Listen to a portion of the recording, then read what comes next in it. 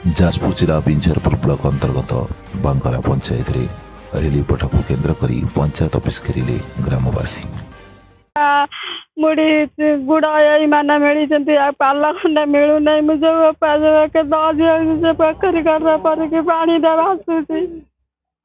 ପୁରା ପାଣି ଘେରରେ 10 ବସ୍ତା ଧାନ ଏବଂ ଗଜା ହେଇଯାଇଛି। ଆମେ କିଛି ଇଏ ପାରୁନୁ, ତେଣୁ ଆମେ ପାଣି ଘେରରେ ପଡ଼ିଛୁ, କିଛି ଆମେ ଜାଣିପାରୁନୁ। ମୋ ଘର କୁସୁମପୁର, ମୋର ପିଲା ଛୁଆ 4ଟା। ମୁଁ ପାଣି ଘେରରେ ରହିଛି।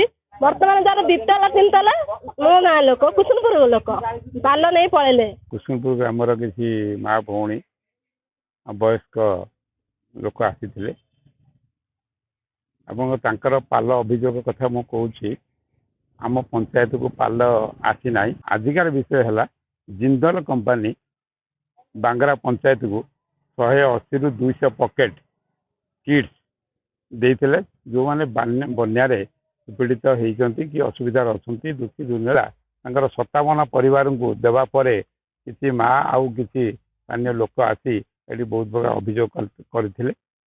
ମୁଁ ସେଟା ଶୁଣିଲା ପରେ ମୁଁ ସେମାନଙ୍କ ସହିତ ଆଲୋଚନା କରିଥିଲି ଯେ ଆପଣମାନେ କେତେ ଜଣ ବାକି ରହିଛନ୍ତି, ଆପଣମାନେ ସେ ନାମ ତାଲିକା ଟିକେ କୁହନ୍ତୁ।